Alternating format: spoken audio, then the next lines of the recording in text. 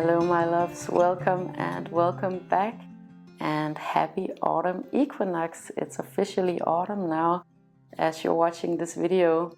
I'm filming this before because we are about to go up to Sweden to celebrate the autumn equinox with our friends, and I want to share a little bit about that with you guys.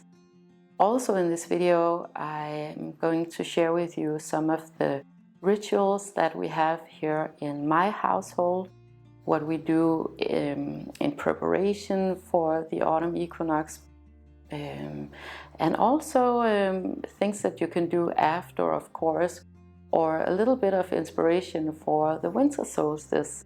So hopefully you are going to be inspired. We do a lot of things.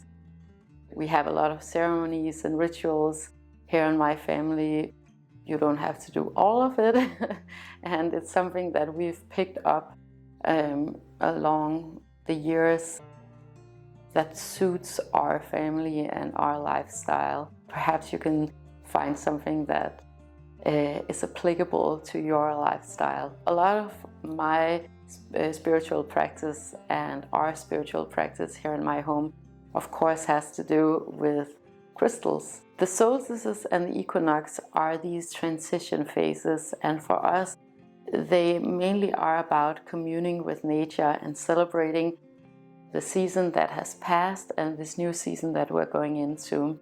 It's 4 times a year, and it has been a spiritual practice for us for a number of years to mark these special days. In this region where we live here in the north, it has been practiced for thousands of years, and I know all over the world the equinoxes and the solstices have been celebrated as special days and celebratory days for lots of people all over the world.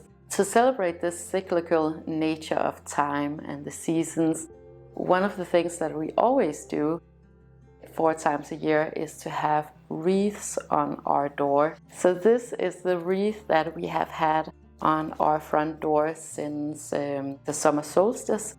This is one that I made myself. I make all of these myself. I'm not very skillful or talented at all in wreath making, but I'll tell you in a little bit why I make them myself. So this was from a hazelnut bush that we have in the plant house. What we do with the wreaths is that we have them on the door for the entirety of the season, and then by the end of the season we give it back to nature. So the way that we're going to do that with this wreath is that we're going to bring it to Sweden with us, and we are going to burn it in the ceremony on the autumn equinox. Then I have a new wreath that I want to show you. And again, don't judge me on my wreath making skills. The purpose is not necessarily to make a beautiful wreath. It's more a way to, let me just show you. So the purpose is to celebrate the season, to again mark this transition. I feel like I'm gonna say those words over and over again so many times in this video. This wreath is made from dill plants from our garden and some dried leaves that I found that we've had laying around. So this one we're going to have on our door until the winter solstice, but then I'm going to save it until the spring because these are all little seed heads, so we will be able to plant lots and lots of dill in the garden next year. So this one we're giving back to nature by putting it in the ground. I make them myself because if you buy a wreath, typically you would have some wire or some filler or some plastic even in the wreaths, and I want them to be completely natural. The wreath has been a symbol for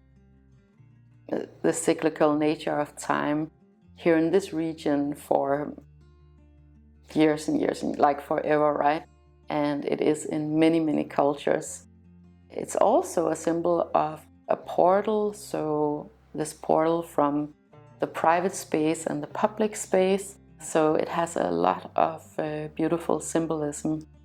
if you ever wondered why people have wreaths on the door.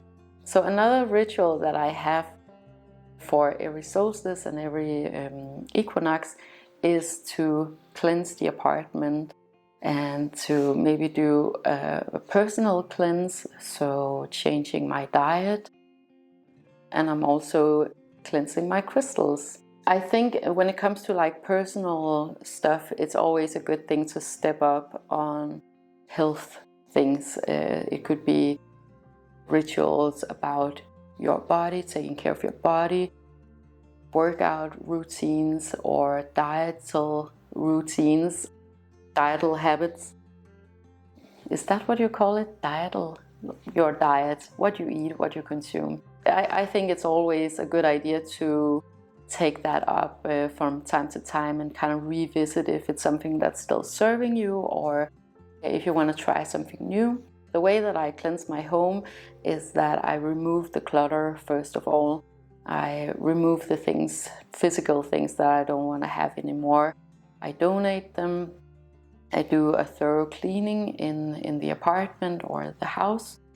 And then I go around the entire place with sage. I have a bunch of these containers, these apothecary bottles here. And I love them for many reasons. I think they're beautiful, of course. And I love the symbolism of this apothecary style. So, so I make my own sage with sage from the garden. That's the way I prefer it. It's not the most beautiful bundle of sage that you'll ever see, but I just quite like that I have made this, and I mean, you guys could make this yourself. It's so easy to bundle up sage. If you don't have a garden, maybe you have a balcony, maybe you have a window where you can grow sage. And I think it's very personal to make these things yourself. So what I do is that I go around the entire apartment, I light the sage on fire, and I'm pretty sure I've already shown you this in a video, but I'm just gonna go over it again. I light it on fire and I let all the smoke come out into all of the corners of the apartment. So this summer I found these beautiful swan feathers. So what I'm gonna do is that I'm gonna go out and brush this gently into all of the corners. So I go from the main door and then I go clockwise around. I go around all of the doors, all of the corners, everywhere. And this is not for me to remove any bad spirits or bad vibes. For me, this is a personal ceremony for me to mark this transition. I've been doing this for quite some years now, and it has just become part of my routine when it comes to the equinoxes and the solstices. So this could also be a good time to do some spell work if you're into that. Generally, I would say all of these transition times are so good to start up new practices, to set new intentions. So I do a little bit of spell work, and it's all about love and positivity and all of that. But I just wanted to say that these apothecary bottles are actually really, really good. There are a bunch of different ways to do spell work, and I would encourage you to look it up for yourself and see what resonates with you to get some inspiration. But you can definitely fill a jar like this with different materials, with little notes. And the good thing about a jar like this is that you can also put a candle on top of it, so you can activate and reactivate the spell that you've made or the intention that you have set. You know, spells and intentions are pretty much the same, and then you do these ceremonies to make them more real, to manifest them into reality. Also, I feel like these jars look so much more beautiful than some of the other containers that you can get out there. For me, I just really love when my spiritual practices are beautiful and nice looking and aesthetically pleasing. It flows naturally into my everyday life. So finding special objects that represent something for you personally, instead of just going to a store and buying your supplies, I find is much more effective and personal, and something that I definitely enjoy much more. The way that I cleanse my crystals is that the one that I can put in water, I put in salt water and I wash them gently. When I'm at the plant house, I'll take them to the ocean and wash them in the ocean. And then I will leave them out in the sun. Here in the apartment, I'll leave them on the balcony that's right behind you. And if it's a full moon, on that particular night, I'll leave them out overnight. So that's basically how I cleanse my crystals. Again, with the crystals, it's not because I'm washing away bad vibes or bad spirits or anything like that. It is much more a psychological thing for me to mark this transition. Some of the crystals that I'm going to work with this time around is my smoky quartz here. I find that smoky quartz is such a cool crystal to work with in the autumn. This one is also my travel crystal, so I bring this whenever I'm away from the guys, but I'm also gonna bring it with me to Sweden this time. I love this one because it has 3 points, a small and a medium and a large one, and they're all bundled together, and it is representative of my husband, my son and I. So it's a very personal crystal for me. I really enjoy crystals that have this type of symbolism. Yeah, so this one is one of my absolute favorite crystals.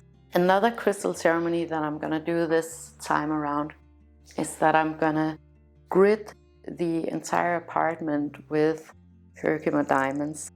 And I'm gonna show you some close-ups of these. So Herkimer diamonds are these small clear quartz crystals that are from Herkimer County in New York. And they are my favorite crystals of all time.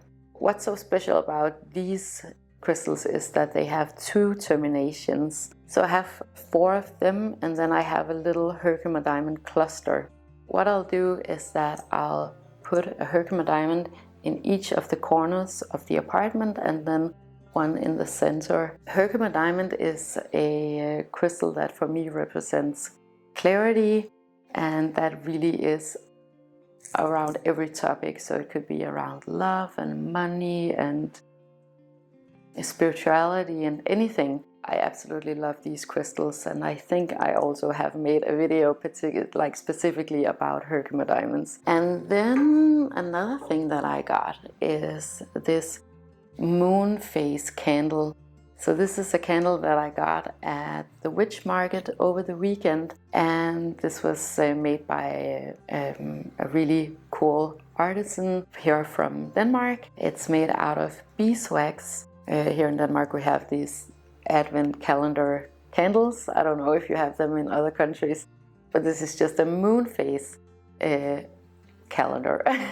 Okay, so how I'm gonna work with this beautiful candle is that I'm gonna start it on the new moon, and then I'm gonna set an intention for this candle also because it's black and it's my favorite color.